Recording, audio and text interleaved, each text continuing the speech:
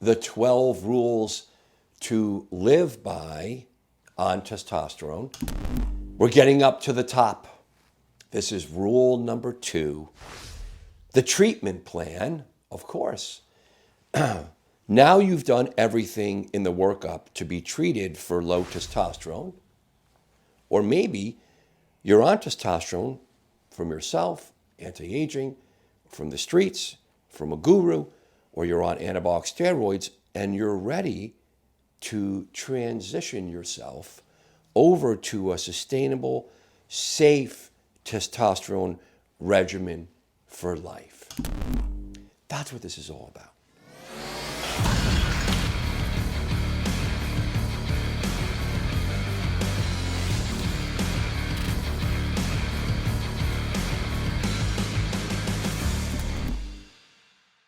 Let's review so far the 12 rules to live by on testosterone as you're using this as a guide. So far, we started off with rule number 12, talking about additional PEDs and steroids that are added to testosterone. That's an incredible video. Next, at number 11, we have sexual optimization. For crying out loud, why do you think men take testosterone, including executives and regular men from the whole world? It gives men a better sexual experience. Hands down, that's the intention. Rule number 11. Number 10, hair loss, because no man wants to lose his hair, but so many men look so cool without hair and there's no worries. But that's important, hair loss. Number 9, prostate health. You better believe it, in the end of the day, there's only 2 things that are going to matter for a man's life, with or without testosterone: your heart and your prostate. Of course, there's cancer screening, psychiatric issues, but in the end of the day, where the money's going to be, boom and boom. Coming in at number 8, fertility and testicular atrophy. That's a great video. Number 7, estrogen and its effects, because boy, estrogen's important. And when you're on androgens, you're going to have aromatization to some degree. I don't care who you are and I don't care what you're taking. And that's going to be important for the whole kit and caboodle. Again, for the heart and the prostate and the psychiatric and the sex. Coming in at number 6, we have increased red blood cells, which is really the most arcane and esoteric feature that I work with every day. What happens to a man's red blood cells, hematocrit, hemoglobin, iron status? When you're on androgens, that video is important for you right there. Coming down to number 5, the medical procedures that you're going to want to be aware of, from heart to prostate. Number 4, labs. The laboratory analysis for men that are looking to be diagnosed with a fresh diagnosis of low T. Those are natty guys. I call them natty versions to androgens. And then, of course, all these men in the world that are on testosterone want to know exactly what is the lab workup and what do you monitor for the heart and the prostate and other aspects, the red blood cells, the iron levels, for labs. So that's important. And then down to number 3, the detailed history and physical examination as we're moving up to the top. So today, the treatment plan is imperative. You've done all this. You understand your labs. You understand if you're going to go on to testosterone, or if you're on it, what is happening from this medical perspective. The details, you understand it now just for yourself. At this time, we need to discuss a proper treatment plan. What is a proper treatment plan? It's going to be something that's effective, it's safe, and a sustainable regimen. Sustainability is key. I don't care if you run a little company or a big company, it needs to be sustainable. Why wouldn't your health be sustainable? This is where the primary care aspect of my history and my training and my years of experience as a primary care doctor comes into play. Sustainability, this is the regimen. It's going to be for life. If you're on testosterone, so many men who start steroids and even testosterone on themselves, from friends, from gurus, from the clinics, from anti-aging facilities all over the world, then they realize when they come home after a year or whatever it's going to be, years or 2 years, maybe 6 months, they want to shake it off and I'm done with this. And they don't realize it's for life. You're going to be on testosterone for life. I can't tell you how many men don't realize this. We have to have comments on this. Have you experienced this? Where you thought you were just going to go on and off and you're just going to pump it up for a while, or just go on testosterone or something for a while, or androgens, and now you're on it because you're shut down and you need to be on it for life. And I'm not a Debbie Downer, guys. I need to give you thought. I need men to really think about this if you're not on testosterone. Because that's what I do as a healthcare provider. And that's the most important feature that I provide men, my patients, that are natty virgins, that or maybe they're on testosterone, but they don't need to be on it and they could get off it. Think about it. Look what you're going to have to do. It's a lot of work. Of course, it's worth it if you love it and you feel great, but it's going to be a lot of work. And if it's not a lot of work, you're doing something wrong. And that's where these videos come from.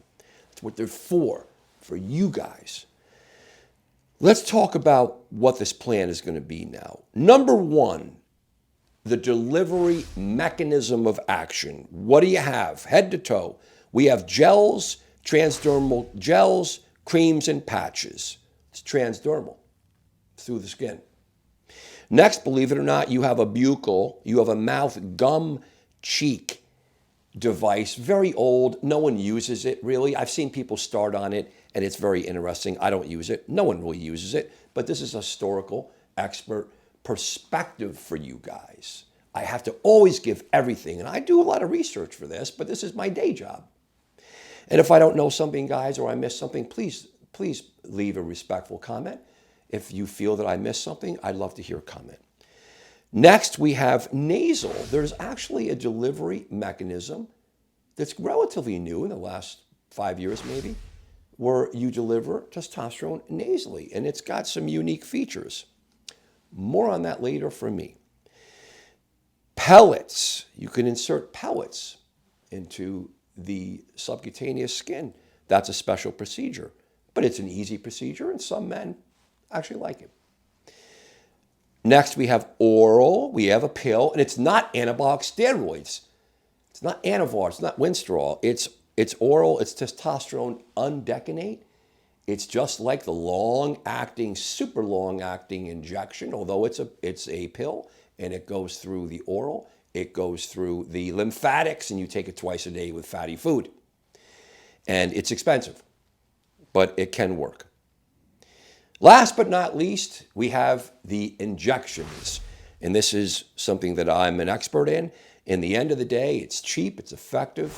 And let me tell you this, the Journal of American Medical Association in 2015 made a statement where they produced a literature review and a research study indicating fewer cardiovascular adverse events versus gel or patch. A lot of people, I think, don't know that. It's interesting that that was around the time that the FDA came out with their warnings on just total testosterone replacement with everything from the gels to the injections, everything, that it can increase heart attack, stroke, and death. And subsequently to this time, that's been argued by experts, super conservative medical, educational, clinical doctor experts in the world have argued that data. And today, the dangers of testosterone for the heart stand to be controversial. Controversial, which means that it certainly could hurt the heart and it could protect the heart. The devil is in the details. If you take testosterone, any method, and you worsen hypertension, which can happen, it will hurt the heart. Common sense now, guys. Common sense rules. If you take too much, even too little, you're all over the board. and you don't feel good, that's dangerous. It's not effective and it's not sustainable. If it increases red blood cells, there's controversy on blood clots, hypercoagulable states. All these videos are here, guys. If you take too much testosterone or any testosterone exogenously and you have underlying prostate cancer, it can grow the malignancy. There's no doubt about it. It's controversial now. What do you do with that? I work with urology doctors every day. Super complicated. So I want you guys to know that the injections in the end, certainly from my perspective today, that may change in the future, are going to be the best microdoses. I want to give you actionable, expert medical information. This is not medical advice, it's medical information. Next, number 2, the lowest effective dose. Again, sustainability and safety and cost. Cost is important. When you're a doctor and you're working as a primary care doctor, cost is important to people because they live on fixed budgets and not everyone's rich. And insurance, as we all know, is in a tough spot. And they don't pay for things easily. And I'm not digging on them. I'm just saying that it's a tough time. So cost is important. So that sustainable regimen and safe regimen, you also have to feature in cost because, again, undecanate pills are expensive, very difficult. It's trade name now. The nasal gel is trade name. And those are going to be difficult to get through insurance. And if you pay cash, they're substantially more expensive than the gels, if they're compounded, or the small injections, which are king because you can control them for sure. Propionate, enanthate, cypionate, even Sustanon 250 for all you guys abroad outside of America. You can control them. Certainly it's a lot of work. And you can't hate injections, okay? Some men don't like injections, but they don't hate injections and they have to deal with that. Again, that's why I'm doing this video talking about the delivery mechanism of action. Next, we have number 3. We need to understand that we have to minimize the ancillary agents, again, for sustainability and safety. Let me go into this. What are ancillary agents? Again, this is why great endocrinologists are the best at diabetes. I would never even consider that I know anything about diabetes compared to a board-certified endocrinologist. But how can a doctor know everything? This is my day job for almost 20 years. And I quit my day job as a primary care doctor to do just this. And I still feel at times that I'm overwhelmed. Understanding that testosterone will require so much management. And this part is where the ancillary agents come in. So if you look at anti-aging clinics, again, trying not to criticize, versus endocrinology doctors are not known to use aromatase inhibitors, HCG, Clomid, Cabergoline, not to mention Gonadorelin. So when you look at aromatase inhibitors, let's go back to this. These are the ancillary agents. There's no data exactly for what to do. You can use them. However, in my opinion, they should be used sparingly, and you never start off using them as a McDonald's cookie cutter. No hate at McDonald's. You have to understand that this is going to be sustainable and safe. Aromatase inhibitors will affect the heart health, not to mention the prostate and the psychiatric. It's just true. Get the comments. Guys, let's get the comments.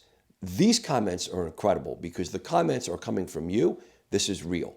This is not paid for. This is something that is a shared educational platform for men that need to learn from each other. I use aromatase inhibitors on some men. I personally will never use them ever again. I did maybe 20 years ago, and I just thought I just would like to lower my dose of testosterone to control the estrogen. There's the secret. HCG, definitely something that can be used for atrophy of testicles, but it's a lot of work, and you may get downregulation. Fertility, very controversial. It may work in the beginning. See the video on all this stuff. Now, because of the supply-demand issues with HCG, I'm still able to get it. I'm very humble for that, for my suppliers. But a lot of the anti-aging facilities have transitioned over to Gonadorelin, which is a GnRH. It's a gonadotropic releasing factor that comes really above the pituitary. It's an analog, GnRH. And it's very complicated, and there's really no data on that. HCG, in my opinion, is definitely game on. Again, watch the video for the atrophy to maintain the ejaculation. However, if you use it long enough, you're going to get some downregulation. But some men say, Doc, I use it religiously. They're just religious. They do it. They take it on trips. They have to mix it. It's a lot of work, but they do it and they enjoy it. So there are men out there. Again, I'm being honest. This is true. Most men can't. And most men will just realize that the sex is great and your testicles are atrophied. And if you don't like that, or if that's something that you don't want to deal with, do not go on testosterone. This is truth here. Clomid also is an ancillary agent. Not many people are going to be living on testosterone, HCG, and Clomid. This is not post-cycle therapy. I don't want to talk about that here. There's no real data for that. However, it does work to soften the fall for a man's coming off androgens, especially a young man, and it works for fertility all day long. But men don't feel good on it, the Clomid by itself, on testosterone and even off. I understand that some men do. Again, there's more studies to be done on these agents, using them together with testosterone. Next, ancillary agent, this is more rare stuff. Cabergoline, human growth hormone, secreted guys, ipamorelin. You guys give comments on that. Very complicated, the psychiatric issues that are going on with cabergoline and refractory sex and men that are antidepressants and prolactin issues, which you have prolactinomas that are residual. Very rare, but I talk about it. It's something that I do see super rare. This is more for the common man. Number 4, co-managing medical issues is key when you're on testosterone. This is where the money is. Again, the heart and the prostate. When you're on testosterone, you better believe it's going to affect your blood pressure potentially, and your lipids and coronary artery disease. Look at video here, number 5, medical procedures, number 4, labs. Red blood cells, the video number 6.